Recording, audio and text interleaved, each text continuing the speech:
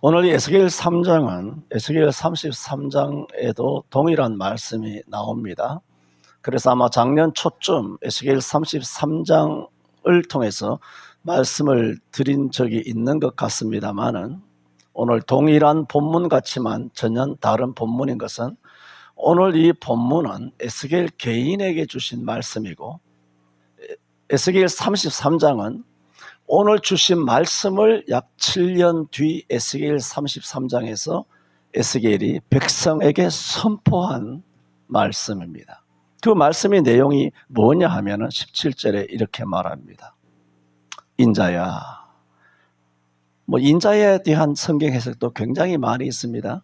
신약에 오셔서 예수님은 당신을 가리켜 인자라고 그렇게 부르고 있는 그런 신학적인 그런 의미가 있습니다만은, 어쨌든 17절에 인자야, 내가 너를 이스라엘 족속의 파수꾼으로 세웠으니, 에스겔을 두고 하나님이 하신 말입니다.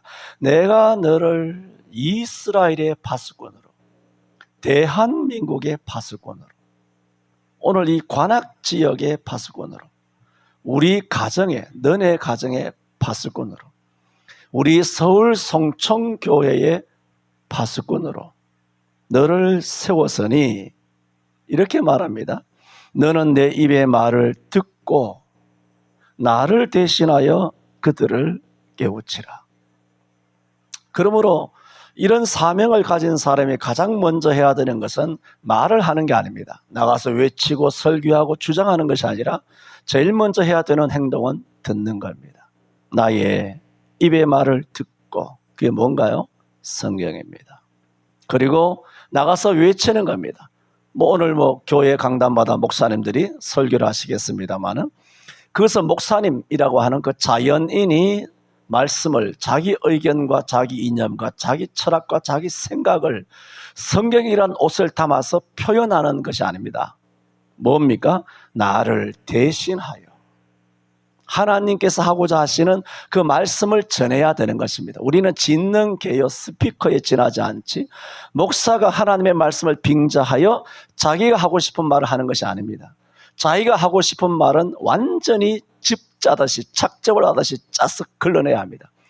그래도 걸러내지 못하겠지. 왜? 사람은 정욕이 있고 성품이 있고 하기 때문에 100% 걸러내지 못하겠으나, 그래도 성령에 충만하게 사로잡히면 100%, 99.99% 하여튼 불순물은 많이 걸러내면 걸러낼수록 하나님의 말씀은 더 순도 99%가 될 수 있다는 것입니다. 나를 대신하여 어떻게 하라? 사명이 그들을 깨우치라. 이게 목사와 선교사, 이것이 선지자, 그리고 여러분 개개인 그리스도인의 사명입니다.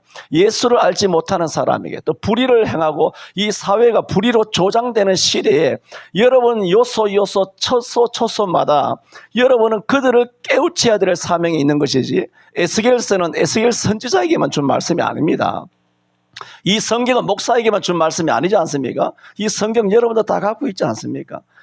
우리 한 아버지가 당신의 자녀에게 들려주시는 말씀입니다. 첫째는 내 말을 듣고 나를 대신하는 거야.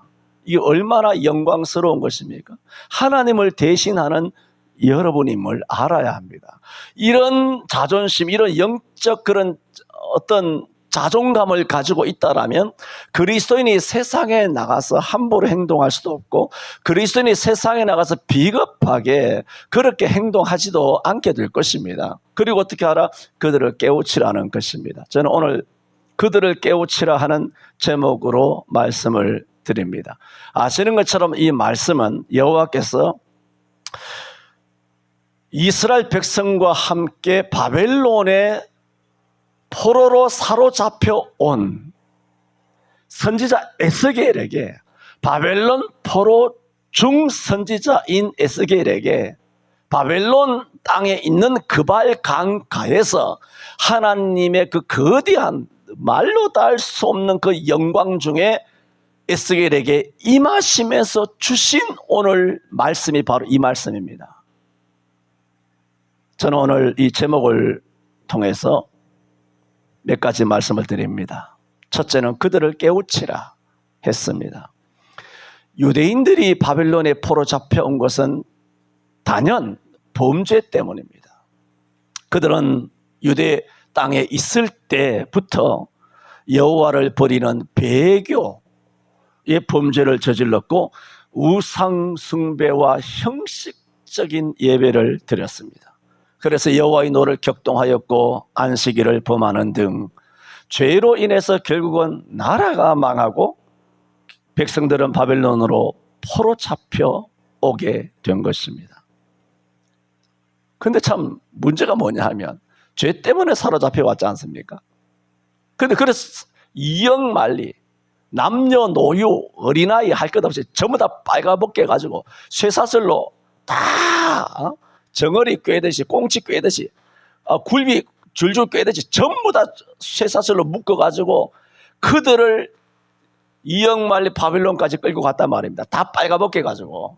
그게 얼마나 수치스럽고 참혹하고 처참합니까? 그렇게 끌려가서 바벨론에 도착했어요. 사람은 정이 들면 그것도 고향이 되나요? 타양도 정이 들면 고향이 되나요? 또 자고 일어나면 그 고통스러움을 다 꿈처럼 다 잊어버리나요? 이런 죄 때문에 끌려왔으면 한 번쯤 인간이라면 왜 이랬을까? 우리가 하나님을 제대로 섬기지 않았나 보다. 범죄할 때는 못 깨닫더라도 이런 처참한 고통을 겪게 되면 뭔가 자 양심이 있다면 죄를 좀 깨달을 법도 한데 전혀 그렇지 않았습니다. 이것이 참 참혹합니다. 사람이 죄로 인하여 고통이 오지 않습니까? 그게 기가 막힌 것은 뭐냐 하면 그 엄청난 고통 중에 있는 사람이 자기 죄 때문인 줄 모르고 있다는 겁니다. 야, 이거 참 희한합니다. 정말 이것이 미스테리한 거예요. 그래서 이렇게 죄 때문에 바벨론에 포로 잡혀 왔지만은 포로민들은 여전히 하나님께서는 우리가 쫓겨났지만은 예루살렘에 있는 성소 예루살렘 성전은 버리지 아니하실 것이다 라고 여전히 안일한 낙관주의에 빠져 있는 겁니다. 온갖 죄의 결과로 이런 참혹한 결과가 나왔는데 하나님은 예수 믿기만 하면 구원을 받는다고 했기 때문에 나는 그래도 여전히 천당 갈 것이야. 안일한 구원론에 천만 그리스도인이 빠져 있는 것과 똑같은 것입니다. 오늘 대한민국 그리스도인들은 얼마나 이 구원에 대하여 안일한지 모릅니다.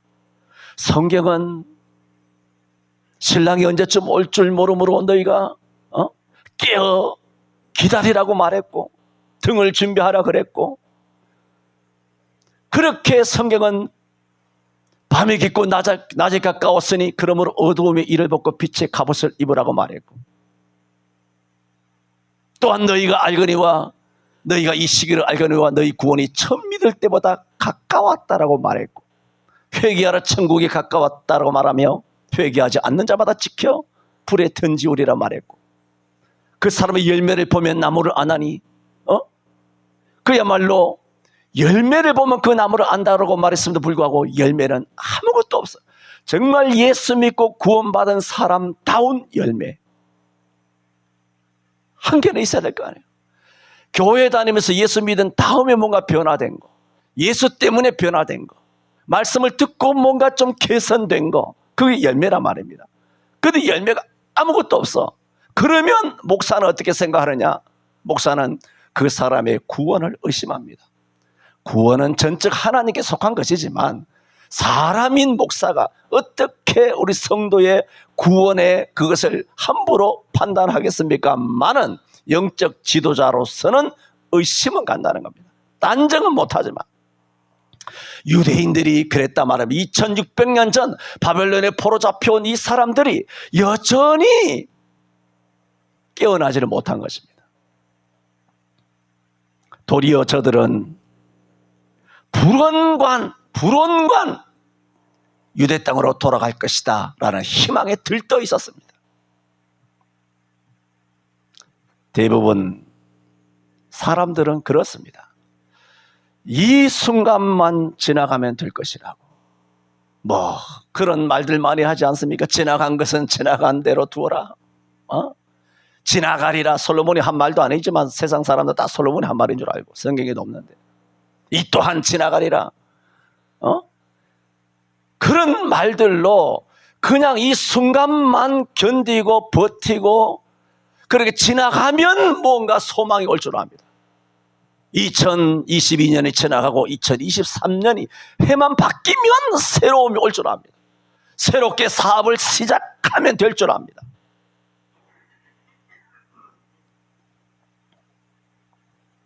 하지만 자기들의 죄 때문에 이런 고통스러운 순간이 왔다는 사실을 인정하지 않습니다. 그래서 예레미야입니다. 이건 에스겔이고, 예레미야 28장의 거짓 예언자 하나냐가 거짓 메시지를 이스라엘 백성들에게 선포합니다. 그때는 1차로 이스라엘 백성들이 바벨론에 포로 잡혀간 다음에 유대 땅에 있는 하나냐가 거짓 메시지를 전합니다. 단언한다. 두 해가 가기 전에 느부갓네살 왕이 하나님의 성전에서 다 갖고 간 성전의 모든 기구를 하나님께서 다시 예루살렘으로 되돌릴 것이다. 두 해가 가기 전에 느부갓네살이 우리 민족과 여러 이방 민족의 목에 매운 그 멍에를 하나님이 꺾어버리시고 우리에게 자유를 주실 것이다. 거짓 선지자, 그 사람은 거짓이 아닙니다. 실제 선지자입니다. 선지자인데 거짓 예언한 겁니다. 목사예요. 거짓 목사 아니에요. 요즘 거짓 목사가 어딥니까? 이단 위에는 거짓 목사가 없죠. 다 목사예요. 그런데 그 목사가 거짓 설교를 했다는 겁니다. 하나냐가 거짓 예언을 한 거예요. 두 해가 가기 전에 하나님이 돌릴 것이다. 하나님 70년이라고 그러는데 자기 멋대로 몽사를 받아 개꿈을 꿔가지고 개꿈을 이야기하는 겁니다.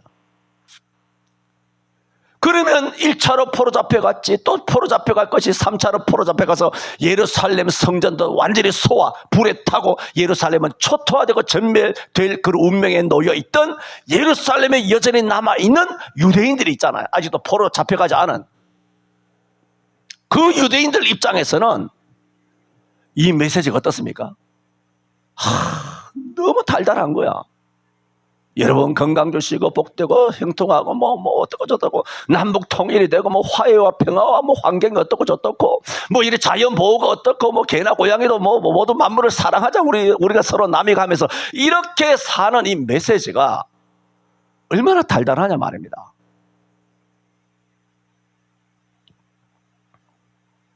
그래서 이런 거짓 선지자들의 말에 유다 백성들은 현혹이 되었습니다. 포로로 잡혀가지 않고 유대 땅에 남아있는 이스라엘 백성이나 포로로 잡혀간 이스라엘 백성이나 영적인 상태와 정신머리는 똑같았습니다. 참 이 성경을 보면 정말 기가 막히지 않습니까? 어찌 인간이 이럴 수 있을까 싶었지만 이게 우리네 모습이거든요. 우리 한국교회의 모습이고 우리 교회의 모습이고 우리의 영적 정신머리, 영적 정신 상태가 이렇게까지 썩어 문드러져 있다는 겁니다. 사실은. 그런데 그것을 안다 모른다? 모르고 있다는 자기가 문둥병자가 돼서 자고 일어나면 양말 속에 발가락이 하나 툭 떨어져서 나와도 그 통증과 그 아픔을 못 느낀단 말입니다. 나환자들은. 우리 영적인 나환자의 사실은 영적인 문둥병자, 열문둥병자가 주님 앞에 주여 나를 불쌍히 여기소서 한 것처럼 우리는 주님 앞에 주님의 불쌍히 여김을 받아야 될 영적으로 처참한 문둥병자의 악창이 난 존재들이란 말입니다. 영적으로 그야말로 성한 곳이 한쪽에서 머리부터 발끝까지 맞아서 새로 맞은 흔적밖에 없다고 이사야 선지자가 1장에 말한 것처럼 그 당시 이스라엘만 아니라 오늘 한국교회 천만의 영적인 상태가 이런 상태란 말입니다. 성한 곳을 찾을래야 찾을 길이 없다는 겁니다. 목사나 장로나 권사나 집사나 이 교회나 저 교회나 서울교회나 지방교회나 큰 교회나 작은 교회나 똑같다는 겁니다. 그러니까 이 하나냐라고 하는 거짓 선지자의 현혹이 거짓된 설교가 왜 먹힙니까? 달달하니까. 일단 듣기는 좋지 않습니까? 얼마나 은혜가 됩니까? 복이 있으라고 하는데 그 2년 안에 돌아온다고 하는데 이야 정말 이게 내 취향이다, 내 스타일이다, 내 입맛에 딱 맞네, 듣기에 완전 딱딱 꽂히는구나. 그래, 진짜 선지자는 이런 설교, 소망이 있는 설교, 격려가 되는 설교, 마음을 어루만지는 설교, 위로가 되는 설교를 해야지 딱 현혹이 된 것입니다. 이것은 하나냐가 거짓말로 현혹했기 때문이기도 하지만 실제로 거짓에 현혹이 되는 이유는 그들의 영적 상태가 현혹이 될 수밖에 없는 상태였다는 겁니다. 왜입니까? 이와 같이 처참한 상황이 자기 죄 때문에 온 것을 전혀 알지 못한 상황이었기 때문에 현혹이 되었다라는 말입니다. 그래서 이단에 넘어가거나 거짓 메시지에 쉽게 넘어가는 이유는 이단 때문이기도 하지만 거짓 설교를 하는 목사의 잘못이기도 하지만 실제로는 내 마음 상태가 그렇게 나약하다는 거예요. 그런 걸 듣고 싶어 한다는 거예요.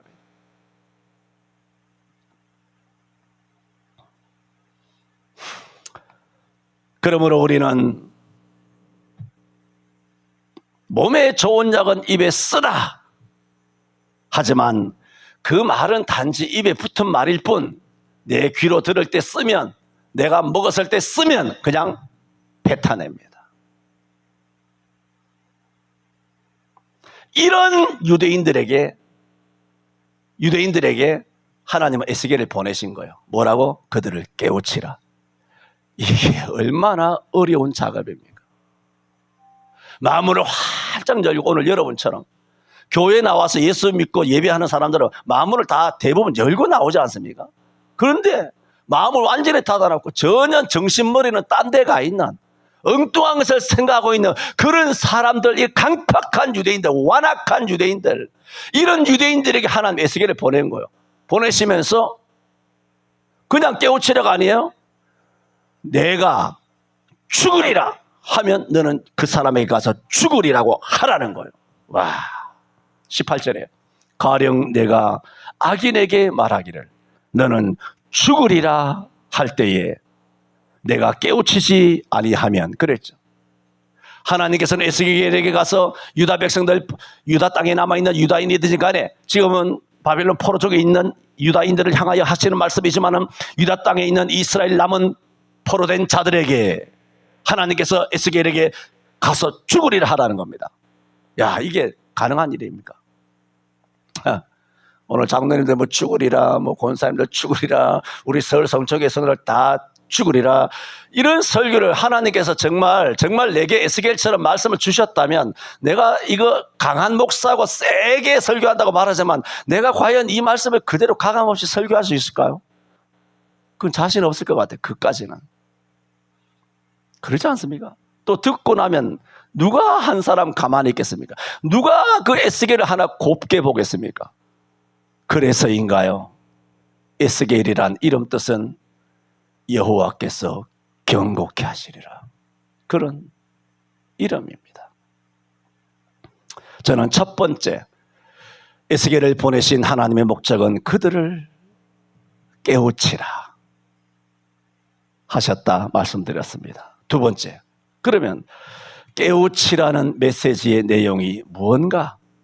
우리가 읽었던 것처럼 18절에서 21절까지 내용입니다. 말하자면 내가 악인에게 말하기를 그 사람이 정녕 죽으리라 하면 너는 그 사람을 깨우치라, 악행에서 돌이켜라.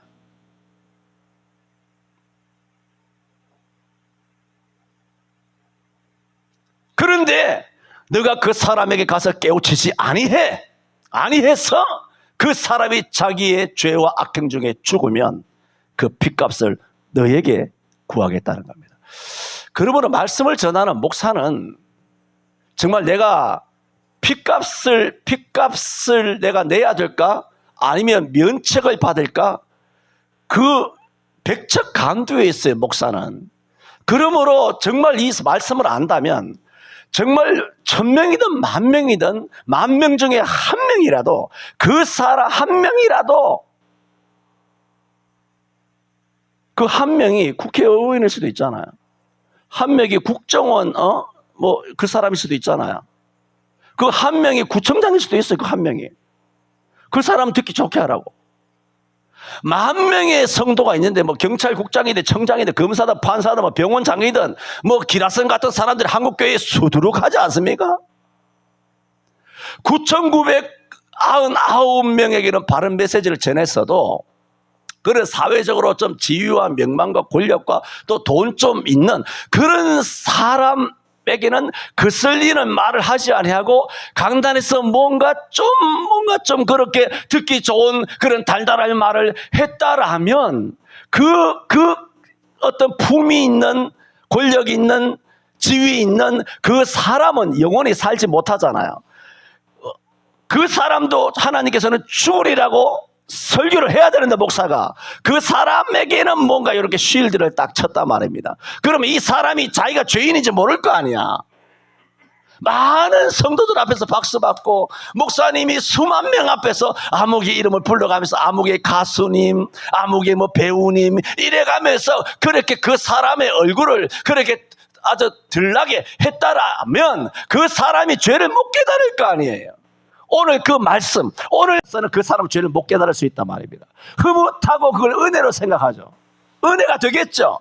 많은 사람 앞에서 내가 돋보였었으니까.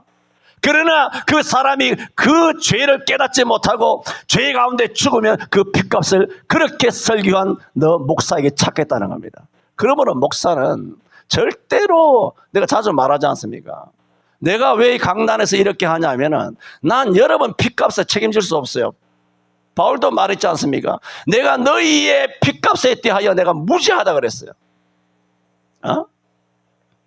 메신저는 그렇게 전파해야 된단 말입니다. 여러분이 뭐 듣든 안 듣든 오늘 설교에 말했지 않습니까? 27절에도 그러나 내가 너와 말할 때에 내 입을 열리니 너는 그들에게 이르기를 주 여호와의 말씀이 이러하시다.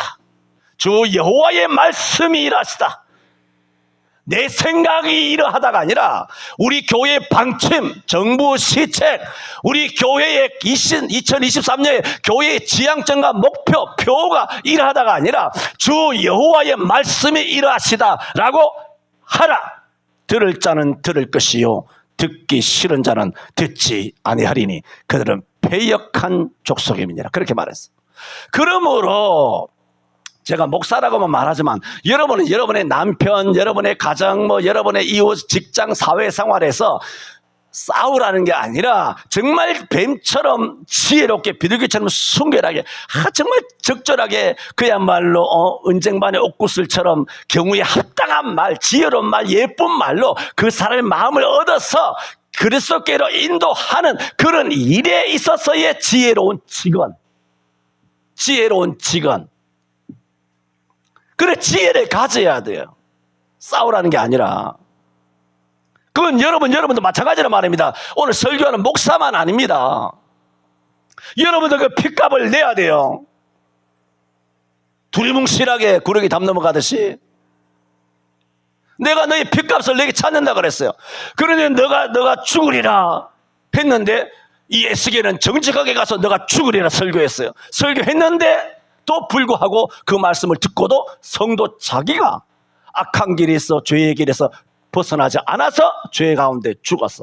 그러면 너는 핏값이 없다는 거예요. 너는 무죄하다. 그렇게 말하는 겁니다. 의인에게는 의인이 범죄했을 때 범죄했다고 책망해야 돼.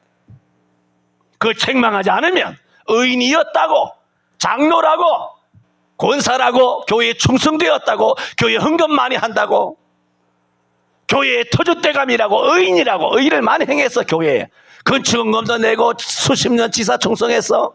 그런데 그 사람이 오늘 주일 범죄를 했어. 그러면 그걸 지적해야 되는데 지난날 의의를 많이 행했기 때문에 차마 이걸 두고 책망하기가 정말 얼굴이 뜨뜻하고 얼굴이 부딪히는 거예요. 안면이 그렇게 부딪히는 겁니다.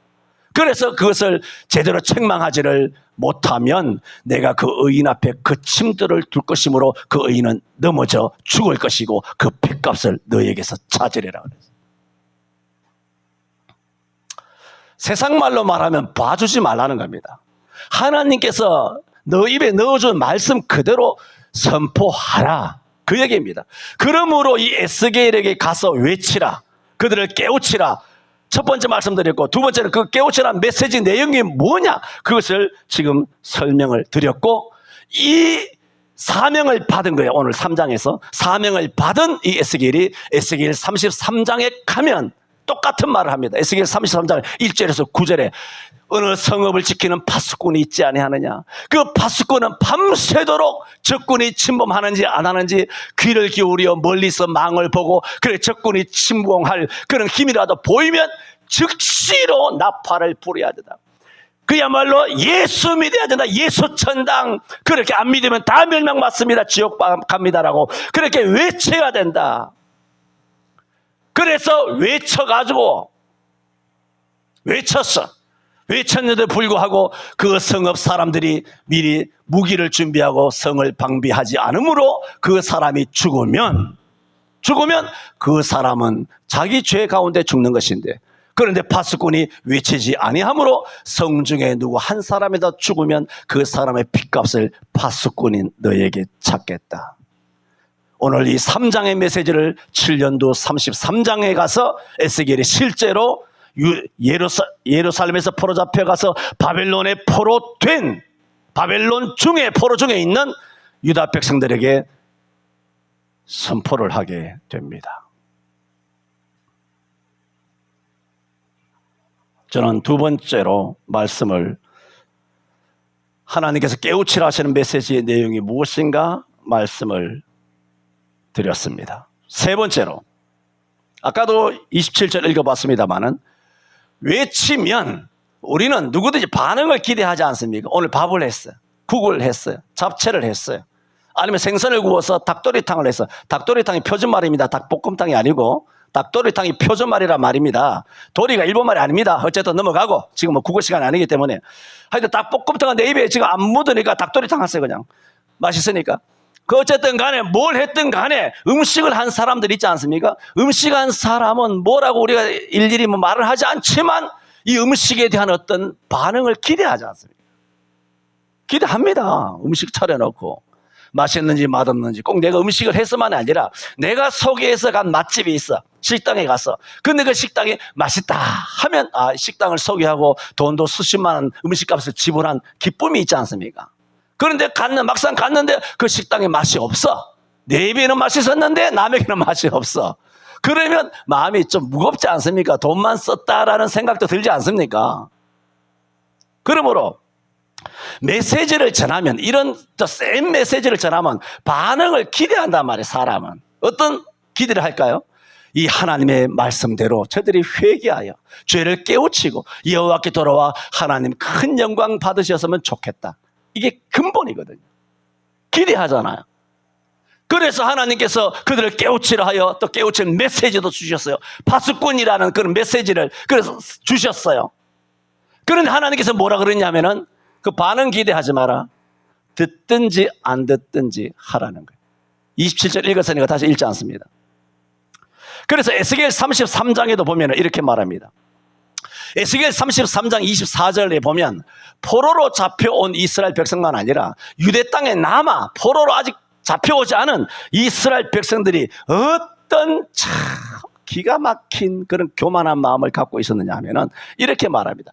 이스라엘 황무한 땅에 거한 자들이, 그리고 포로로 잡혀오지 않은 사람이에요. 이스라엘 황무한 땅에 거한 자들이 뭐라고 말하냐면은, 아브라함은 오직 한 사람이라도 이 가나안 땅을 기업으로 얻었거니와 우리는 숫자가 아브라함은 하나잖아요. 그리고 예루살렘에 남아있는 사람은 수만 명이잖아요. 우리는 숫자가 중다한즉 더욱 이 땅으로 하나님으로부터 기업으로 주신 것이 되는도다. 바벨론에 쳐들어오든 포로 잡아가든 사로잡혀 가든 간에 아브라함 하나, 우리는 수십만이야. 그러면 이 가나안 땅, 적과 꿀이 흐르는 약속의 땅을 우리에게 주지 않겠느냐. 그런 정말 세속적이고 타락한 생각을 하고 있었다는 것입니다. 그들은 뭐냐? 자기들처럼 믿는 사람, 자기들처럼 행동하는 사람이 많은 거예요. 자기들처럼 뭐 이렇게 저렇게 주의를 어기고, 자기들처럼 그야말로 정조를 더럽히고, 자기들처럼 비도덕적으로 살고, 자기들처럼 술 먹고 담배 피우며 방탕하며, 자기들처럼 뭐 온갖 것을 행하는 사람들이 이 땅에 많아요. 많기 때문에 그들은 자신이 있는 겁니다. 왜? 왜 나만 가지고 그래? 전두환 씨 그럽니까? 왜 나만 가지고 그래? 목사님이 왜 내가 미워서 왜 나만 그렇게 합니까? 다른 교회 목사님들도 그러고 다른 교회 권사님도 그러고 아무 교회 최집사, 이집사, 정집사 보세요. 다 똑같은데 왜 나만 가지고 그래? 많은 사람이 나처럼 죄를 짓고 있다는 거예요. 거기에 아주 확신과 담대함의 빙거가 되고 있다는 겁니다. 그런 정신, 영적 머리를 갖고 있는 것은 바벨론 포로로 잡혀온 유대인들도 다르지 않았습니다. 그래서 그들은 하나님보다 성소 예루살렘 성전을 더 신봉했고, 그러므로 사로잡힌 사람들은 예루살렘 땅에 있는 성전은 하나님이 버리지 아니하셨을 것이다. 하나님이 예루살렘 성전조차도 버리고 무너뜨리고 불태워서 완전히 잿더미 되게 하신다는 예레미야와 이사야의 예언이 믿어지지가 않았던 거예요. 한국교회가 1000만인데 빵빵한데 20%가 기독교인인데 거대한 골리앗 같은 그야말로 메트로폴리스 같은 그런 도시에 거대한 공룡 같은 교회들이 꽉꽉 차 있는데 이 교회가 망한다고요? 상상을 못합니다. 유럽 교회가 왜 망했는데, 영국 교회가 왜 망했는데, 예루살렘에 교회가 있습니까? 터키라고 하는 소아시아, 에베소, 스무나, 보가모, 두아디라, 빌라델비아, 라오디게아 이런 터키라고 하는 소아시아에 교회가 하나라도 있느냐 말입니다. 리비아에 교회가 있습니까? 사우디아라비아, 이집트에 교회가 있습니까? 하나님께서는 싹 쓸어서 설거지를 하듯이 그릇을 딱 엎어버리듯이 교회를 딱 엎어서 쓸어버립니다. 하나님의 말씀을 듣고 회개할 때 우리 한국교회가 회복될 줄로 믿습니다. 이것이 바로 선지자와 목사와 성도된 여러분의 사명입니다. 에스겔은 이처럼 악인에게는 너는 꼭 죽으리라 하신 말씀을 주시면은 악인에게 가서는 죽으리라 말했습니다. 하지만 사람들은 이런 거친 메시지를 들으면 대부분 반발합니다. 자기만 목사인가 합니다. 여러분, 하나님이 주신 말씀을 그대로 선포하는 목사는 자기만 목사고 자기만 의롭다는 것을 증거하기 위한 것이 아니라 죄를 깨달으라고 하는 설교인데, 왜 이 사람들이 이런 식으로 반응하냐 하면은 이렇게 하나님 말씀을 그대로 전파하는 목사에게 자기만 목사인가? 라고 하면서 메신저를 저격함으로써 진짜 하나님께서 죽으리라 하시는 그 메시지를 안 받으려고 악한 마음을 갖고 있기 때문에 메신저를 공격한단 말입니다. 목사를 공격하는 거예요. 교회를 공격하고. 이런 행위가 가능한 것은 아까도 하나냐 거짓 선지자가 있었다고 하는 예를 들었지만은 예레미야, 에스겔, 이사야 선지자는 물론 뭐 신약 시대도 말할 것도 없고 진짜 참 선지자는 진짜 극소수였어요.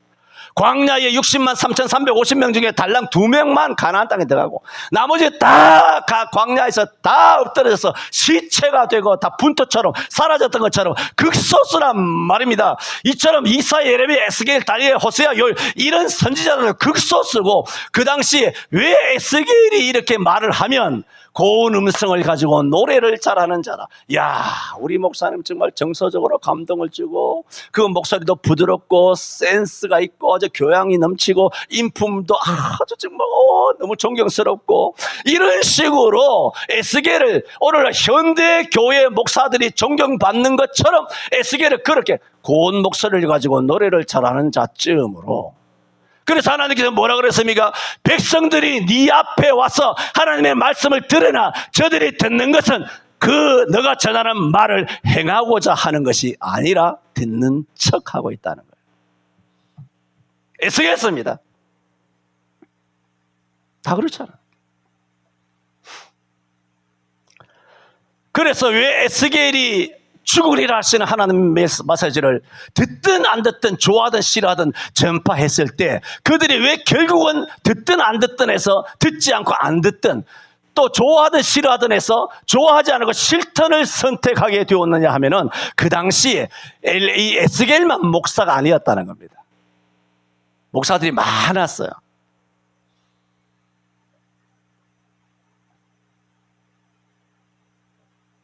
마찬가지로 오늘 이 시대 때도 교회 다니는 성도 여러분, 얼마나 예수 믿기가 편한가 하면 여러분은 골라 먹는 재미가 있습니다.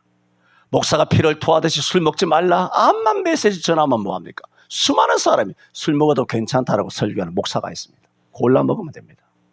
그러므로 예를 들어 또 주의를 지키라는 목사가 있지만은 주의를 안 지켜도 뭐 꼭 그렇게 뭐 지키라고 하는 것은 율법주의다라고. 왜 이런 무식한지 몰라. 아니, 목사들이 무식할 리는 없는데 성도들이 무식한 것을 이용하는 것 같아. 여러분, 주일 지키라, 11조해라, 뭐 간음하지 말라, 살인하지 말라, 이런 율법을 지키라는 것은 구원받은 사람이 당연히 해야 되는 거예요. 여러분, 대한민국 주민등록에 여러분이 까만 잉크에 올라가서 여러분이 이름이 적히고 13자리 주민등록이 올라가서 여러분 대한민국 백성이 됐잖아요. 대한민국 백성이 되면 도둑질하고 살인하고 간음하고 교통법규 위반하고 그렇게 해도 됩니까? 세상에서도 법을 지켜야 돼요. 대한민국 백성 되려고 지키는 겁니까? 대한민국 백성답게 살아야 되기 때문에 법을 지키는 겁니까? 법을 지키면 대한민국 백성이 됩니까?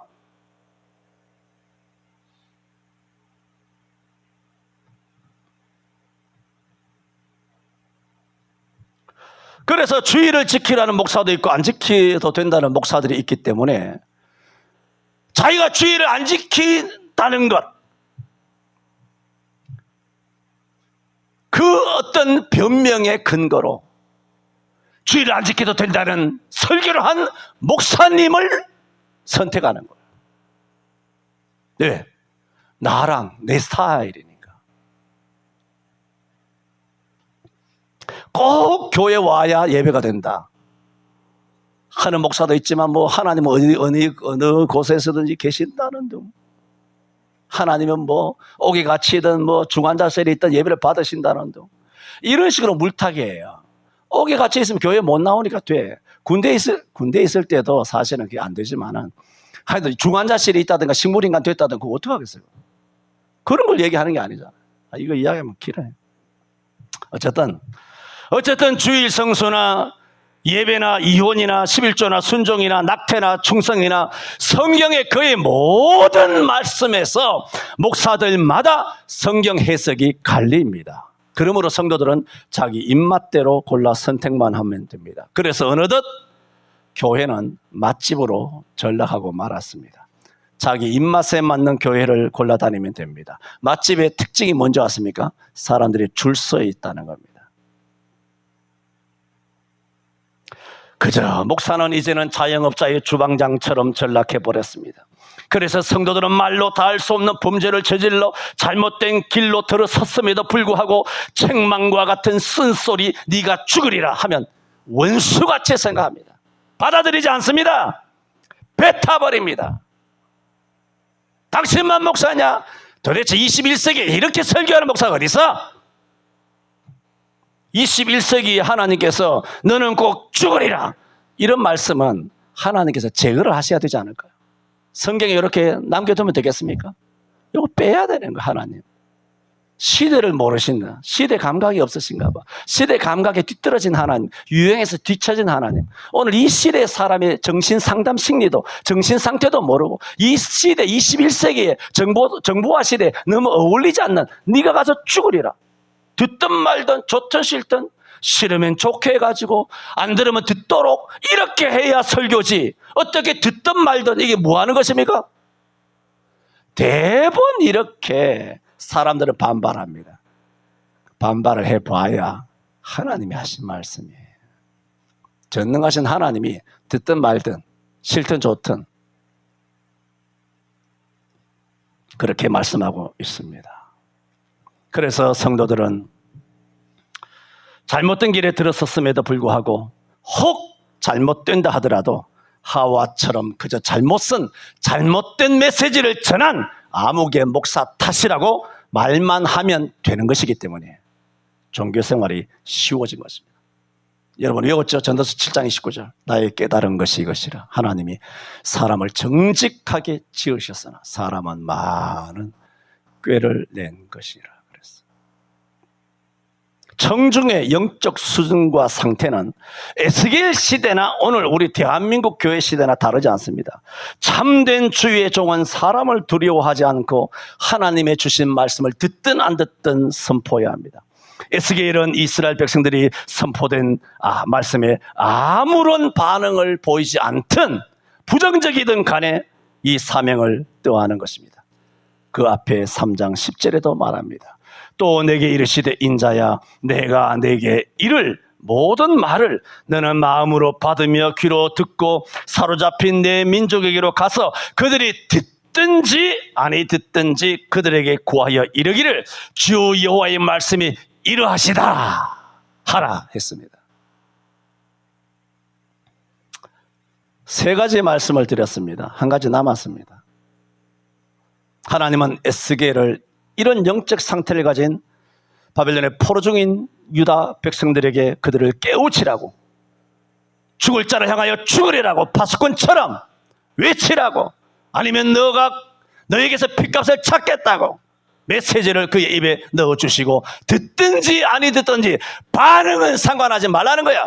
교회가 부흥되고 말고가 아니라 사람 많이 모으는 것이 아니라 공 잡는 것이 매가 아니고 뭐로 가도 서울만 가면 되는 것이 아니라 성경대로 서울 가야 되고 성경대로 매를 잡아야 하는 것이야.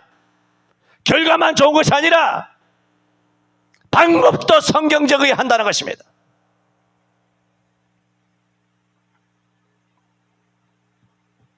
마지막 네 번째로 이런 지금 첫 번째, 두 번째, 세 번째 그 에스겔을 향한 하나님의 이 메시지가 굉장히 강하고 세고 신랄하지 않습니까? 그런데 실상은 그것은 하나님의 사랑이라는 겁니다. 하나님께서 에스겔을 통해 포로된 유대인들에게 경고의 메시지를 주신 것은 그들을 사랑하시기 때문인데, 왜냐? 그들로 하여금 깨우치시기 위하심이죠. 당연하죠. 죽이려고 하시는 게 아니지 않습니까? 아니, 인간의 외과 의사도 우리 배를 쫙쫙 찔 때 우리가 우리의 몸을 갖다 맡기잖아요. 안 맡깁니까? 목을 째든 눈을 째든 목을 째든 배를 째든 가슴을 째든 다리를 째든 내 몸을 갖다 맡기잖아요. 외과 의사한테도. 왜? 살리려고 한다는 것을 알고 있기 때문에, 치료하려고 하는 줄 알고 있기 때문에. 그런데 이런 병원에 의사가 살리는 사람보다 죽이는 사람이 더 많다고 합니다만은, 의사들도 인간이기 때문에 하다 보면 실수할 수도 있고 또 다 오판할 수도 있고 그렇게 죽는 경우도 있습니다만은, 그런데도 우리가 내 몸을 갖다 맡기잖아요. 그래서 별것 아닌데 수술하러 들어갔다가 죽어서 나오는 사람이 있습니다. 내가 친구라고 말하고 싶진 않는데, 내가 아는 목사 그 사모도 별것 아닌데 들어가서 죽어버렸어요. 서울대병원도 갔는데 죽어서 나왔어. 그래서 감사하게도 재혼했다는 겁니다. 뭔 얘기, 이거 알아듣나 못 알아듣나, 이게 개그에 감이 떨어졌나. 목사님 저기 실수하시는데 그런 생각이 드시나. 그러면 어떻게 우리가 하나님 앞에 너가 죽으리라 하는 메시지를 뱉어버리겠습니까? 거부합니까? 그 메시지를 받기 싫어서 메신저, 니만 목사냐? 다른 목사들은 이렇게 그렇게 말 안 하더라 하면서 그렇게 드립단 메신저를 공격하여 메시지를 거부합니까? 악랄한 행동을. 그렇게 말하는 것은 나를 죽이고 우리를 죽이고자 하는 것이 아니라 우리의 속에 있는 육신의 암덩어리, 간암이니 폐암이니 위암이니 이런 암보다 더 무서운 영적인 암덩어리, 영적인 문둥병을 깨끗하게 치료하여 말씀의 이한 검으로 성령의 수술을 해서 우리를 영적으로 거듭나게 하여 새 사람, 또 하나님의 아들로 하나님께서 회복하시고 새 생명을 주시기 위하여 하나님 말씀의 검으로 우리의 몸에 집도를 하기 위하여 너가 죽으리라 하시는데, 그 칼을 거부하면서 수술대 밑에서 쫓아나와서 그냥 배가 갈라진 대로 그냥 집으로 돌아가는 것입니까?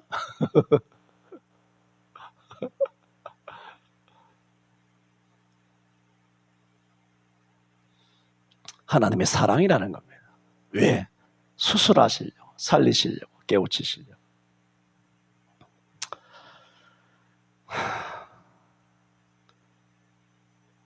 나머지는 뭐 어쨌든 제가 자주 말씀드립니다만 자주 말씀을 드리지 않을 수 없는 것은 이 말씀을 준비한 것이 너무 아깝기 때문입니다.